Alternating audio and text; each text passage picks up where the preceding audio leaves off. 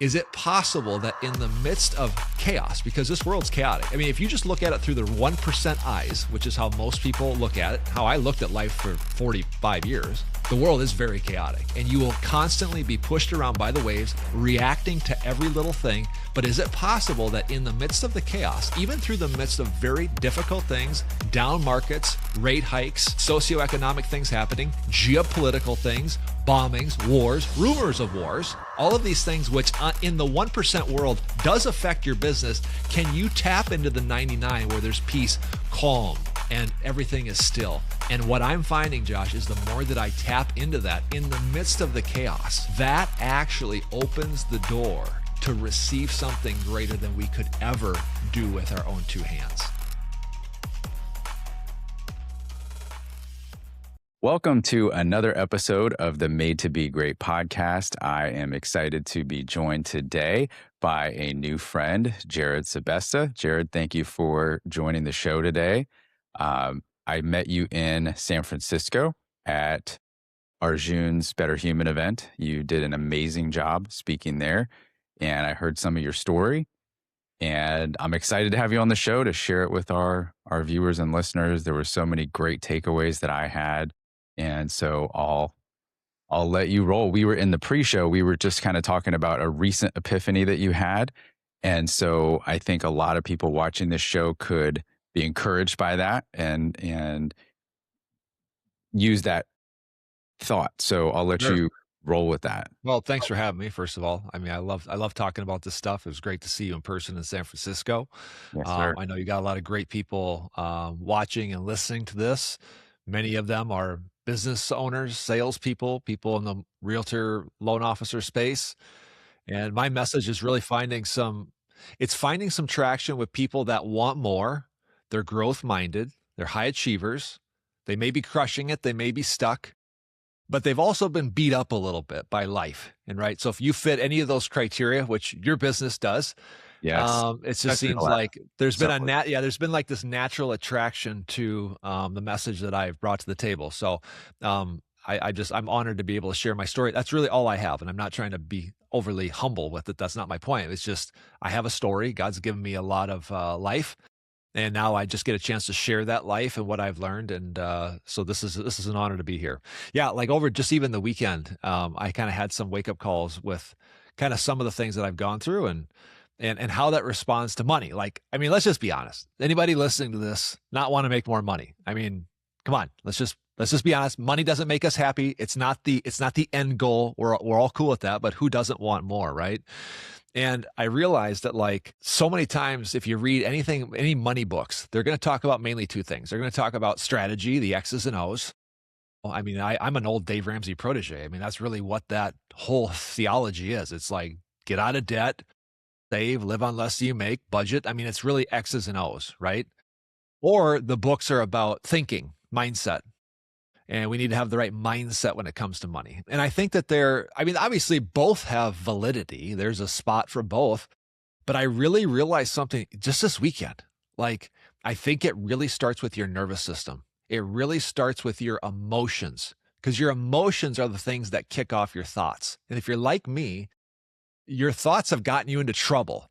Like, I think if you're to develop pillars in your life, like relational, mindset, physical life, spirituality, the one that suffered the most from me because of my upbringing, I'm not here to blame my parents. That's not it. But because of experiences I had when I was young, it was my thoughts. Those were the things that were keeping me capped. And there was a very defined cap by which I could produce an output. You know what I mean? Like, there's programs running on the computer system, right? There's a biology at play.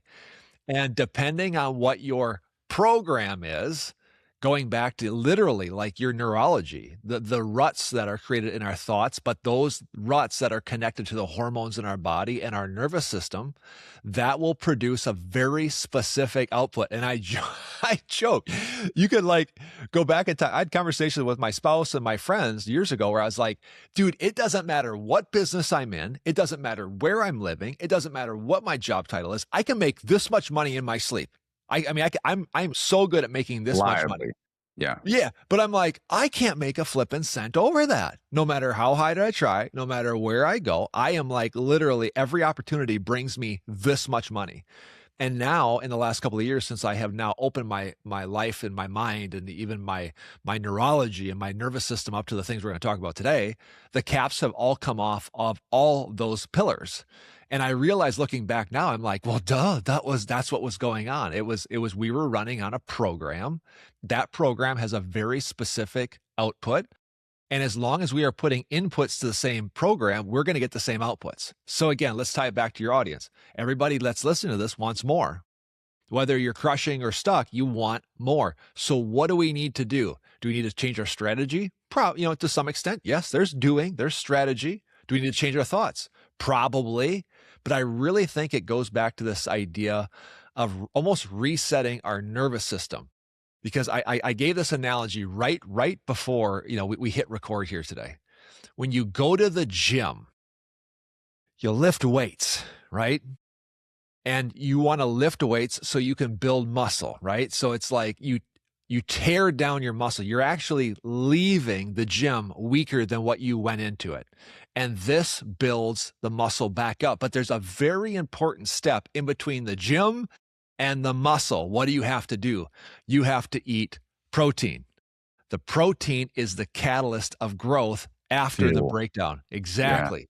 Yeah. So in the essence of life, and I'll talk about one really specific thing that I went through, that was the breaking down. Before the buildup, there had to have been the protein. The protein, in my opinion, was the resetting. It was the not doing what you've always been doing, not reacting and playing the same record on the record player, playing a different program.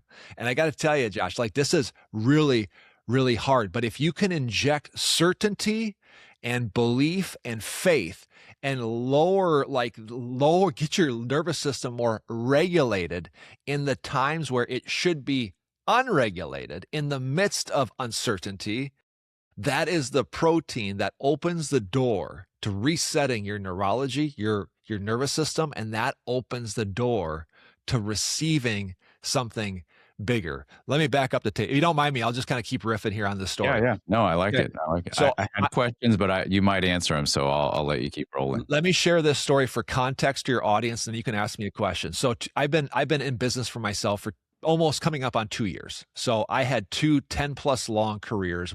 One of which was in TV weather, which we'll probably touch on a little bit. So I don't know how many TV weathermen you have on this show. Likely the first, might be the last, depending on how this goes. So I was a TV weatherman for 10+ years. Then I was in the financial world. I did business development for a retirement planning firm for another 10 years. I fired myself from that job, and both of these were 6-figure jobs. The second one, which I fired myself from a year and a half ago, I was 45 at the time, 4 kids, no backup plan. What we're talking about here was the backup plan. I had committed to writing a book when I fired myself in summer of 2024. I was set to launch my book on November the 19th of 2024. So I had basically 3.5 months to get this book off the ground and let this thing be a catalyst by which I could build a life and a business from. And again, there was no backup plan. So all I wanted to do was get to November the 19th. Terrifying, like most. Yes and no, exhilarating and terrifying all at the same thing. And everybody knows like business is exhilarating and it's terrifying. It's wonderful and it's horrific. It's the most amazing thing, but it's the worst thing ever and everything in between. Anybody who's been in the business understand what's that like. So anyways, I got to November 19th. I launched the book. It did exactly what it was supposed to do. It gave me this tsunami of energy, of momentum. I had people texting me from all over the country being like, dude, you are crushing it. Like I did a live stream that day. I did a book launch. I did a whole live stream. I had like all the people who endorsed my book on a live stream and did a big party that night. It was awesome. I mean, awesome. 2 weeks to the day later, I wake up to a Facebook hack. By 10 a.m., hackers had my driver's license and they had my social security number. For the next couple of hours, passwords were getting changed in my social media accounts, eventually into my bank accounts. By 4 p.m., money is now leaving my bank account. So this was like an all-day process, and it kept getting worse throughout the day. This was right after you had this tsunami of good energy opening up your new venture. 2 weeks later. Yeah. 2 weeks, not 2 years, not 2 months, 2 weeks. From 5 p.m. until 11 p.m., my wife and I are on the phone frantically trying to close bank accounts, close credit cards, stop the wave. I mean, absolutely out of control. My phone is dinging constantly, fraud alert, fraud alert. And it seemed like the harder that we worked to try to stop it, the faster it just started getting more and more. It was just absolute chaos, as you can imagine.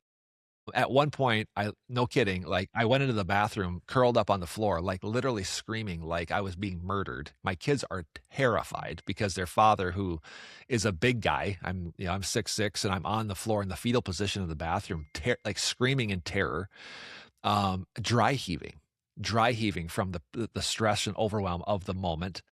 By 11 o'clock that night, my name was on a national fraud list. My credit was frozen. All my social media accounts were either gone, deleted, or I was locked out of them because the passwords had been changed. I didn't know what they were. They'd all been changed by hackers. I was out thousands of dollars, and I was completely lost. And frazzled would be an understatement. Terrified would be probably even still an understatement. As you can imagine, I did not sleep at all that night. And at 4 o'clock in the morning, I texted my good friend Craig, who lived out on the East Coast. Craig Siegel, if you're familiar, if you're not familiar, check him out. Craig Siegel, good friend of mine, and he was like my business coach and mentor at the time, and still is a great friend to this day. But I texted him and I said, Craig, if you got 30 seconds, just call me. He was the first person I reached out to since this whole catastrophe started. 30 seconds later, he calls me. I'm getting my phone's ringing from New York City. I answer it. And without hesitation, Craig says, dude, I just want you to know this is going to be the best thing that ever happens to you. He said, we will laugh about this someday, not today, not tomorrow, next week. We will laugh about this. You will be so thankful that this happened. He goes, when did you launch your book again? I go, 2 weeks ago, today. He goes, oh, God, that's incredible. He's like, the fact that this showed up in your movie. Yeah, right. He said, the fact that this showed up in your movie when it did is 100% proof. He goes, I'm telling you, Jerrid, with 100% certainty. He goes, this is supposed to happen. And he goes, what an opportunity. He said, well, you should be honored that God allowed this into your movie at this time. He goes, be flattered that this happened, that he is entrusting you with this thing in your movie. And he said this, and this is where we're going to get juicy here. He said, don't fight it. He goes, surrender it. He goes, the faster you surrender all this, he goes, trust me. He goes, the money, the social media accounts, dude, I promise you, dude, that's all going to get fixed. The faster you surrender this, the faster it will come back. And he goes, what do you got to do right now? I go, there's nothing I can barely get into my computer. Mind you, like, I live online. Like, I do business deals because I connect with people online, social media. I had nothing. I had no audience. I could, like I said, I could barely even get into my computer. And he goes, well, this is incredible. He's like, well, now you got more time to just kind of, hang with your wife and, chill out for a while. And I'm like, do you hear yourself? I mean, this is how I was going to make money. Okay, right. I took Craig up on his offer, and this is the point I want to make, and then we'll do a little back and forth here. He said, don't panic. Don't go into fight or flight, which my fight or flight response was going crazy. I wanted to scream, yell, cry, all the above. I wanted to go on my wife's Facebook page and, like, we're going to find these people, and you got to hurry up and follow Jerrid because he's dying inside. And so you can't get, and all he said, and he goes, don't do any of that. He goes, just sit in the uncomfortable and watch. And I didn't believe it. I thought he was crazy, but I took him up on his offer because he said it with such certainty. And for the whole month of December, this was on December the 3rd. So the whole month of December, I sat. And let me tell you something. I don't want to over dramatize this. I felt like I was going to die because it was so painful. Or did it come and go? The whole time, because the whole time my nervous system is is like redlined. And I was so used, at the time I was 45, and I was so used to doing what I had always done. I had always ran, fight, flight, scream, yell. I'm going to figure this out. I'm going to put my head down. I'm going to put on the martyr hat. And if this thing kills me, I'm going to figure this out come heck or high water. And if it kills me and I get divorced over it, so be it. Now, I'm not saying that out loud, but that's my mentality. It's grind, grind, grind, grind. The answer is always grind, stress, pressure, grind. Life is exhausting. This is how you get what you want to get. And it's exhausting. And I sat there and it was so uncomfortable. And every time I felt my nervous system come up, I would just remember what Craig said, sit and believe and trust. And again, I'm skipping some of the details, but all of a sudden, January, all of a sudden, deals started rolling in.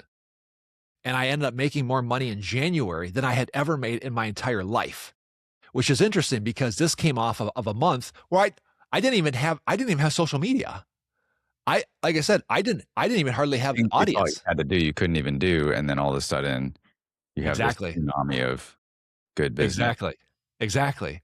So over the weekend, which is where we started, I had this epiphany. I was like, what made that period so special? It was because the advice that my friend Craig gave me, whether he knew it or not, it allowed my nervous system to calm in such a way and to create new neural connections and new pathways.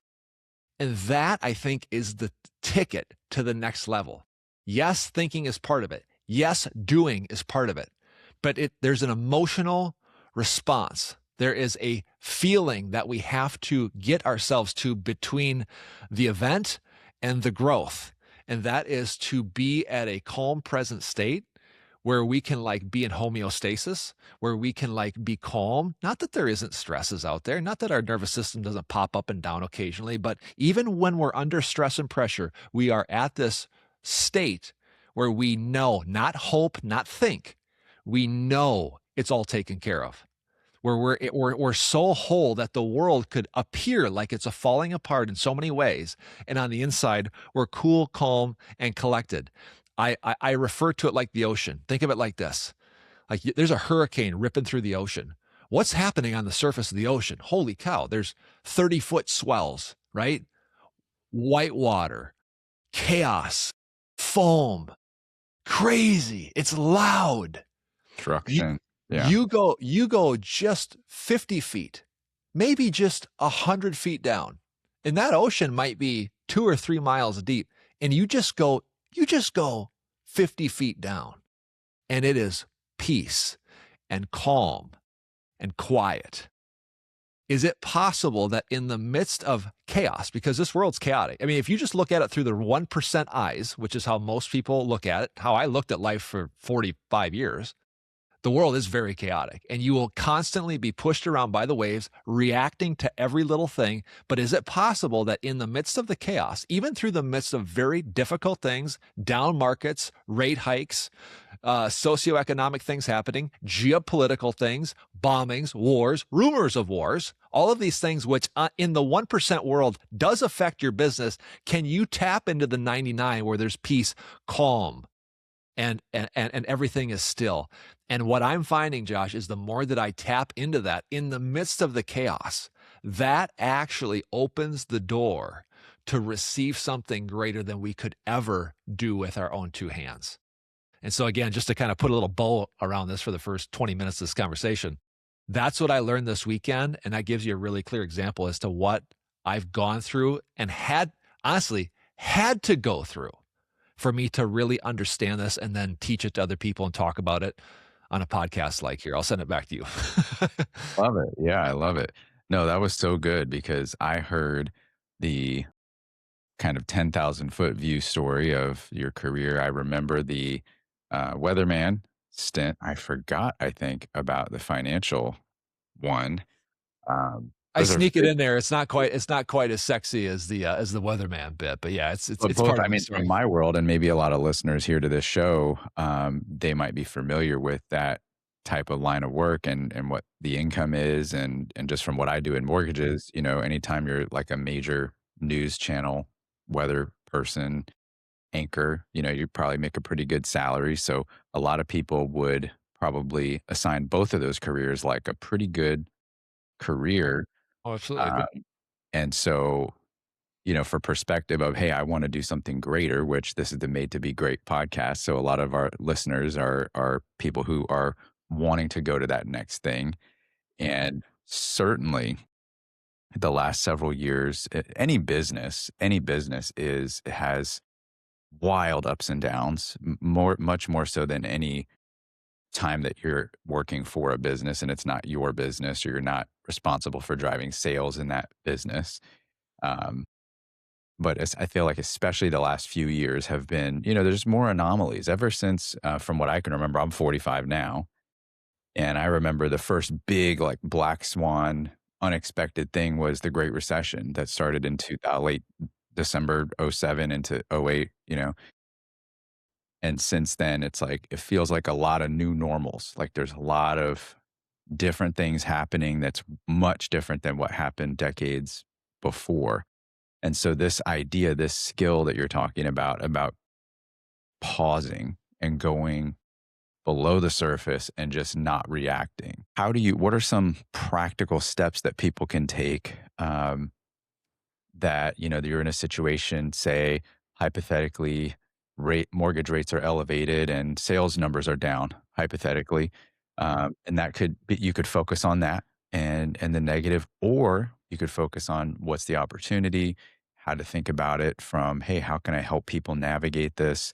What are some practical steps, frameworks, principles, whatever you want to call it, that how did you get there? You experienced an event that a lot of people would look on the surface of and say that's awful. You're rightly like going to have a bad experience from that or a bad outcome, and you flipped it around and said, okay, I'm going to think about this a different way, and turned it into an amazing outcome. And so what were some of the like day-to-day details of how you went through that, and how you turned it around, and what would you say are good things that you learned from that that other people could swipe and plug into their life? Love it. Glad you asked, because I was going to go there anyway, because this is life, people. Like, I mean, life is the greatest teacher. When I coach people and do stuff, I've got a curriculum, I've got an agenda, and but I also say, you know what? Life is going to teach you and me along this journey. I honestly, I just started work with a gentleman a couple of weeks ago. We had a call this morning, a couple hours before we hopped on this call, and I said, "How was the week?" And he had some big thing come up with his brother's health, and I was like, psh. And that was the nucleus of the entire conversation. How is he reacting? Let me rephrase that. How is he responding to that? What was being triggered in him as he was talking with his other siblings? What was coming up in his own heart, in his own soul, right? And so this isn't just the big things. It's not just the cataclysmic when there's like a recession or some big market correction every 5, 10, or 15 years. Like this is you getting an email. This is you getting triggered by something your kids said. This is you getting triggered because your spouse said something. Heck, this is you getting stopped at a stoplight when you're late for a meeting, right? Or the technology is not working on a Zoom call. I mean, listen, you've got to believe that your life is more choreographed than what you could ever fully understand. There's a choreographer, capital C. But yet we have more power than we have been led to believe. We get a say. We're not puppets on a string, right? And so our job is to not control our life. It's to control how we respond to that. So you want something practical. I want you have to get hyper aware. Now, all mindset gurus are always talking about awareness. Like awareness. What's the key? Yeah, you got to get aware. Okay, that's step like 1.A. Okay, when you're aware of why you are feeling something, that's not enough. Okay, that's like the first step. You have to choose a new outcome. Remember, 95% of what you do is baked into the subconscious. It's part of the program. Only 5% of it is done consciously. I'm not saying that 95% of the time you're walking around in a trance. That's not what I'm saying. I'm saying your neurology. Pilot, like you are on autopilot. And I'm not saying that like the people listening to this are, you guys are bad. We all are. Like we are all on autopilot. And so whatever is familiar is what you are tuned to. And again, this is something that we have to understand. And let me just kind of go a little off the deep end before I bring it back practical. There is something inside of every single one of you, no matter what your religious beliefs are, spiritual beliefs, like there is something inside of you that craves the limitless. It craves to be connected to something bigger. Like your soul, again, whatever word you want to call it, but I call it a soul. Your soul wants to get connected to the limitless. It is optimized. It is optimized for the limitless. I used to have motorcycles back when I was younger. I've had one for a while, and I had like the fast bikes. I had the race bikes. You couldn't go 30 miles an hour on those bikes. Like they were hard to go 30. But you know what? The one bike I had, it loved to go 100. I mean, if you were in fifth, sixth gear at 100, it was in its sweet spot. It was optimized to go fast. Yeah. Yes. Your soul is optimized for the infinite. So your soul craves the infinite possibilities every single day. Your body, going back to the beginning of this conversation, your nervous system is optimized for whatever, and this is the drum roll, please. It's optimized for whatever is safe and familiar. So even though that output may be a fraction of its potential, your body will always default to a very specific program. So we have to get hyper aware of where our programming is taking over. That's awareness. But then we have to go to the next step. That's making a different choice. We have to choose differently. That's what Craig told me to do after I got my identity stolen. Yeah. That was the magic in that advice, because it made me choose a different choice. And I got to tell you, as soon as you go against your own energy and your programming, it's going to feel like you're dying. Maybe not literally, but like it's going to be really hard Emotionally, or mentally. because that's the definition of a habit. A habit is just saying like your subconscious does it on autopilot better than you have to do it. If you've never gone to the gym, going to the gym 3 times a week is really flipping hard. But if you've been going to the gym 3 times a week for 15 years, going to the gym 3 times a week isn't that hard. You see my point? It's whatever you are used to. Exactly.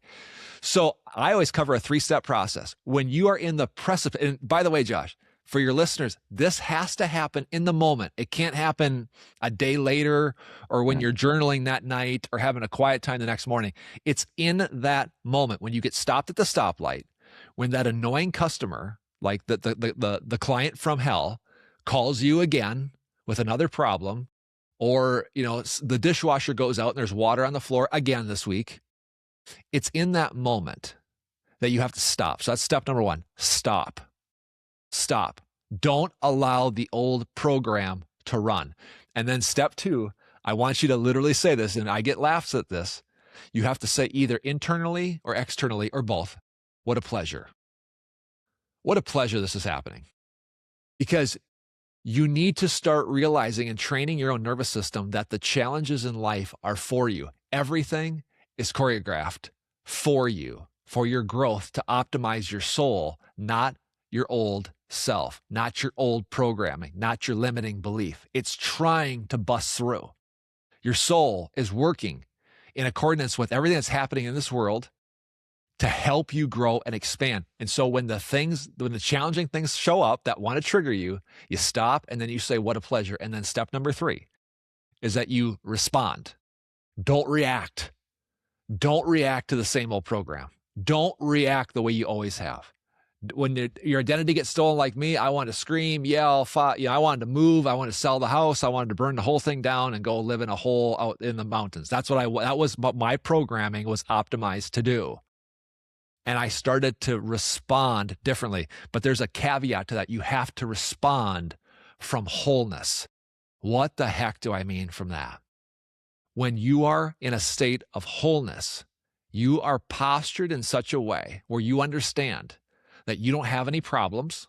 The problems, air quotes, that you have are just illusions. They're just tests. And to me, wholeness is really being in a state where you understand that there's nothing that anybody can take that can take from you. There's really nothing anybody can give to me that I don't already have. Meaning somebody could give me a gajillion dollars. I don't think that that's a real number, but they could give you all this money, and you're no more or less validated or whole than you are right now. Conversely, somebody could steal from you, and I'm using air quotes for those of you listening to this. They could steal from you. They could steal your identity. They could fraudulently embezzle money from you.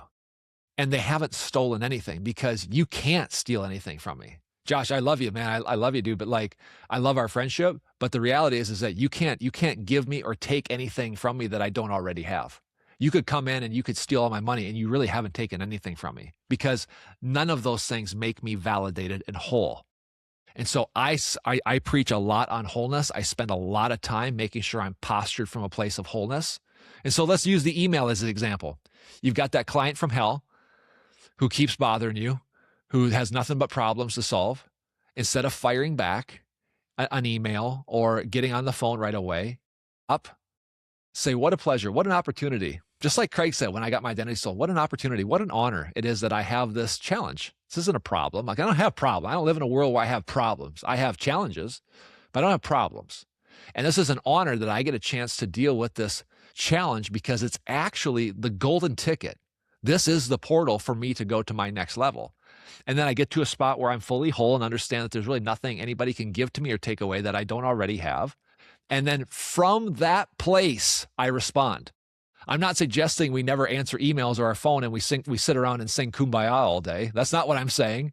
But when we act, it's not what we do, it's where we are acting from. It's the posture of our heart and our soul and our mind and our nervous system by which we are acting from. Because every time I have ever reacted to the old Jerrid, the old programming, meaning my daughter says something to me and I fire back and I lose my temper and I give her the business, it never, never produces fruit.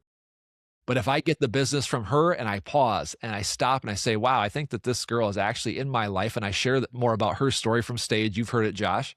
Yeah. That this girl is actually put into my movie to help me grow and expand into the level by which I was created to be. And that helps everybody, including my family, the people I serve, my community, and this world as a whole. Then I look at that as an opportunity. And then I respond, not react, respond. I don't do this perfectly. I do it a heck of a lot better than I did a year ago, and way better than I did 4 years ago, because I was doing nothing but reacting to the old program. So every time you do this, you stop, you pause, you say, what a pleasure, and then you respond from a place of wholeness. That little 3-step process right there will revolutionize your life. It will reset your nervous system. You will start to see momentum. You will be more at ease. You will start to see more flow. You will start to see opportunities come up out of nowhere.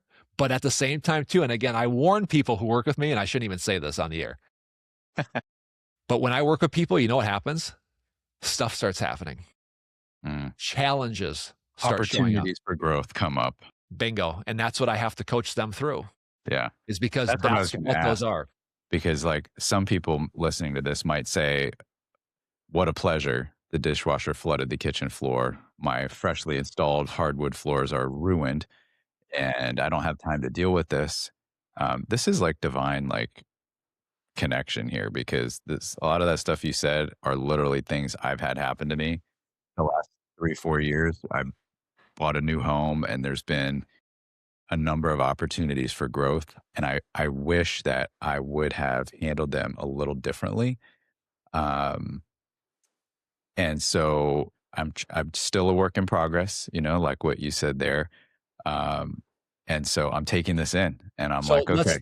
Let's touch on that for a second. So life is school. What happens in school? You get tests. What happens when you fail a test? There's a retest. The test will come again. Life is exactly the same way. So like you, Josh, I failed a lot of tests. But here's the thing, like, life doesn't work in the linear. So I could say if I lived in logistical land, if I lived in the 1% on top of the ocean, you know, tattered by the waves, I could say this probably with a fair amount of accuracy. Listen, I'm 47. It's too late. I'm learning these lessons too late in life. Why even try? And I go back into that old program of self-pity, bitterness, resentment, anger, the shame, all of the gunk, all of that low-level stuff. Here's what I've learned and experienced. When you start tapping into this, there's no need to go back and be like, I wish I would have passed that test 3 years ago, because it got you to here. And there's a Bible verse I fall back on. It goes like this. It says, God will restore what the locusts ate, meaning the locusts may have wiped out your field and and wasted maybe a season or a year or a decade where you were kind of going down a quote unquote, lesser path. But So good. No life reverse. is, I'm not sure, just Google I'll it. put it in the show notes. Yeah, Yep, that's so Google good. it. I want to pass that up. God will restore what the locusts have eaten. It's the Mm. same thing in life. And when you start dealing with the infinite, which is what I'm talking about here is not strategy. It's about how to reconnect with your soul. Remember, your soul is infinite. And when you start playing with the infinite, you're on a non-linear curve. What do I mean by that? Just because you may have seen X amount of progress in the last 3-5 years in your business, when you start dabbling here, the shifts are now become vertical and meteoric.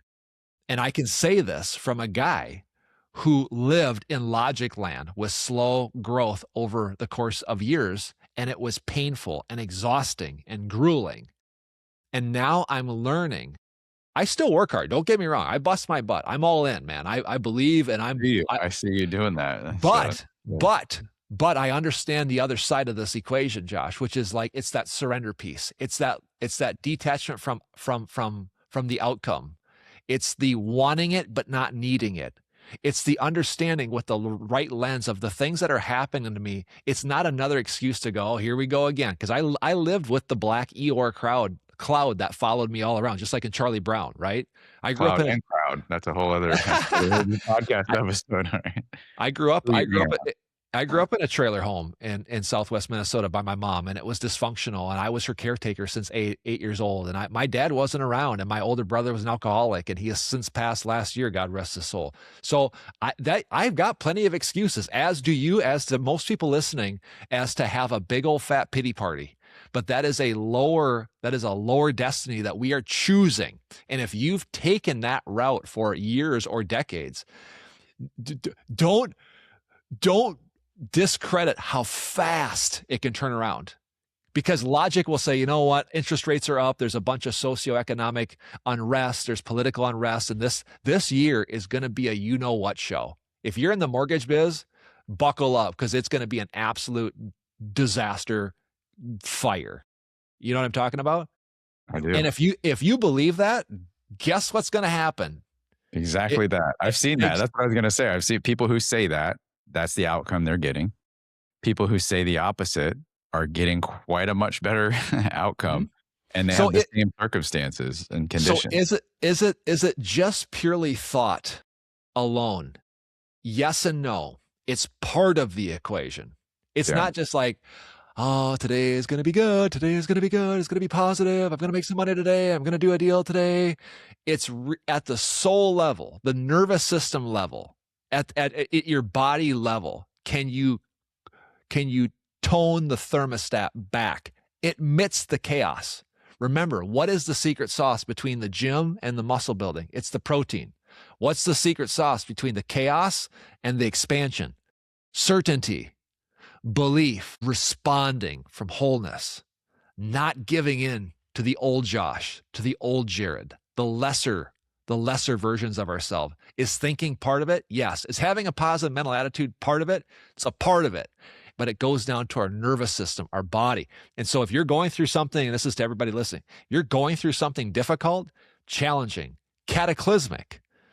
If you're going through it now, been through it, with all due respect, because I know there's somebody on here who has been dealing with and by the way, I lost half my family before the midpoint of the year last year. I lost my mom and my brother back to back. So I've gone through painful things. I want you to know, pain is temporary. I'm sorry, pain is inevitable. Pain in this life is inevitable. You will go through painful things, but suffering is an option. If you're going to take a season of your life and turn that into days and seasons and years of suffering, that's now on us. Losing my mom was painful last year. Losing my identity was painful. But you know what's more painful is suffering in that same old rut that I'd been living in for 40 years. And thank God I had somebody in my corner that showed me a different way. And while that season was painful, it produced incredible fruit. So I didn't have to suffer anymore. And so what we're talking about here is like soul level basics. on how to connect more with your soul, how to let that actually come out and do what it was supposed to do, and that is to connect to something infinite. And I got to tell you, what makes me so excited, the world can be in a total disaster, and these things still happen. I'm not suggesting that there aren't things that happen that are challenges, and I'm not suggesting that it just protects you from all of the hard things in life. I'm not saying that. But you put on a new lens and it opens up the door for something infinite to come into the equation. And as you know, Josh, like business plans are great, strategies are great. But if you look back at your business, at least for me and for a lot of people, you know, the thing that really inflected them were where they got lucky. Like there was some connection that just kind of showed up. They went to a conference and there was somebody in the crowd and they met him, and bam, it opened the door to the next level. And there was this massive inflection point. So I'm not poo-pooing strategy and work. I love all of those things. But it seems like when we tap into the supernatural, our soul, it puts us in a position for the X factor. So even as I look at my goals for this year, impossible. They're impossible. But The 1% in the surface. I'm looking at that. Yes, if I'm looking at them, I'm looking over here to my right because my whiteboard's over. If I look at my income goal for this year through the 1% lens, impossible. But I am believing that like the impossible is possible if I can tap it. Exactly. Yeah. Well, my biggest opportunities, I don't even know what they are, Josh. My biggest connections this year, I don't even know who they are. But I have to believe, and this is where I challenge listeners to think of this. What opens the door for you to receive those magical connections is exactly what we're talking about here. I believe there's no lack in this world. God has everything already figured out. He's got it in his hand, and he's not withholding it to be a jerk. He's waiting for us to connect. He's waiting for us to become the container to receive it. And so I believe when I look at my calendar, I'll be honest, when I look at my calendar, it's not as full as I want it to be. It's not. I mean, I'm not like, struggling to pay for groceries, but I'm like, I wish it was more full. And old Jerrid would freak out. Old Jerrid would be pacing around the house at 3:00 in the morning. Now Jerrid understands like, okay, all I got to do is believe, do the work that I need to do, believe, trust, have certainty, and constantly put myself in a position to receive and get lucky. Because getting lucky will take you way, way farther than just the old school one-to-one business plan. So anyway, enough babbling on me, but what do you think about that? No, I love that. I love that. So what are some ways that you get that certainty? Like you're in a situation, do you have certain practices, certain books, Bible verses, affirmations? Like when you're really off center and you're really in a place where you're threatening to go back, you're sliding back toward like old Jerrid, air quotes. What are some of those things to share with the listeners about how they can do that? Yeah. Some people like to listen to music, meditate, read scripture. Do whatever works for you. I go for a walk every morning. I have to start my day with a little bit of activity, and I'm getting better at not turning my phone on right away and just really connecting with the unlimited. This morning, great example. I woke up and I laid in bed, and before I even got out of bed, certainly way before I turned on my phone, I was like, God, just give me a vision for the unlimited today. Like I'm so excited. My mind is going to get blown today. Like I hope my mind is going to get blown. It is going to get blown. This is the best day ever. By the way, this is the best day of your life. I don't care who you are. I don't care when you're listening to this. This is the best day. Not yesterday, not tomorrow, not someday, not when you win the lottery. Today's the best day ever. It keeps me present centered. And I just have to remind myself, I say things to myself like, Jerrid, you have everything. You have no problems. There is no lack in this world. The lack is just an illusion through the 1% lens. Tap me in to the 99%. God, I just believe that there everywhere around me is opportunity. And I just want to be a container for that. I'm not praying for money. This is not prosperity gospel. I mean, I have a revenue goal. I also have a giving goal. And I ask God, like, help me become the person to attract those deals to be able to give that kind of money away. because I grew up in a trailer home in Southwest Minnesota, and I live in rural Minnesota now. And if you look around, you don't see the prosperity in other places, but it's everywhere. And in fact, when we don't see it, when you look at the landscape of your business, you're like, I don't know, I think it's drying up. I just don't. That's an illusion. So do whatever you gotta do. Go for a walk, listen, but like get detached from your logical mind. And that's really hard when we're adults because we're distracted as all get out. And so we're just kind of operating in the logical. Do what you got to do, even for a short period of time, 30 seconds, 5 minutes a day, especially in the morning, and Before allow you start yourself. any inputs. Yes. Yeah. If I sit down on my computer when I'm not connected to my soul, Yeah. I find myself, I'm reacting. I'm just doing the work. And again, it's not what you do, it's what posture. I'm so crazy to think like I could send the same email, the exact same email from a posture of reacting versus a posture of wholeness and connected to the divine, connected to my soul, connected to the infinite.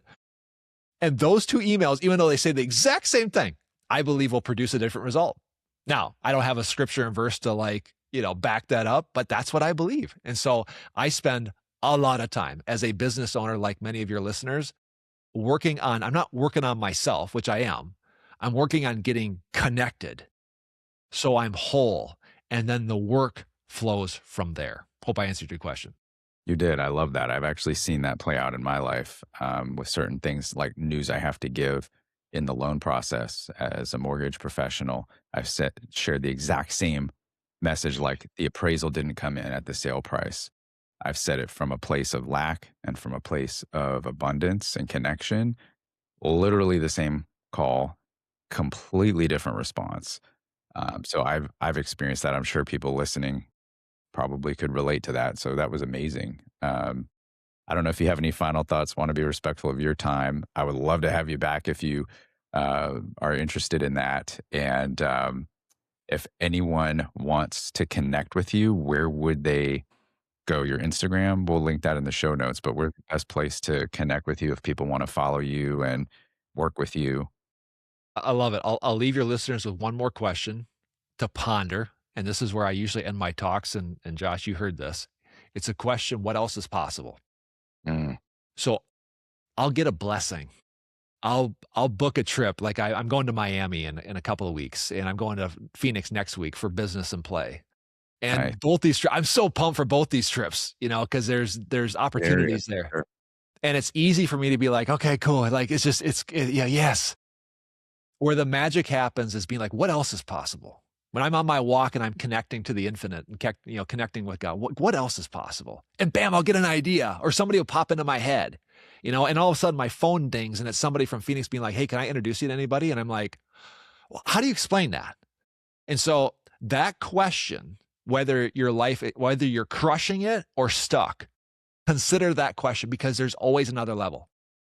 You will never tap out the infinite. It's impossible. That's what makes this life so exciting. We can take this ride as high as we want to go.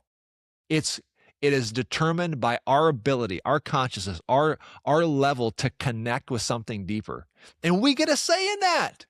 We get a say in that. So what opens that door for me is asking the question, what else is possible? If you want to connect with me, Instagram, my Instagram handle is just my name, Jerrid Sebesta. Would love to connect with new people, and love this show. I love people in your space. I've had a chance to connect with a lot of people in the LL realtor space, and I respect what you guys do. It's a heavy lift in a crazy world, but I want you to know that you're not just a byproduct of the market. And if you want more, there's ways to manufacture that.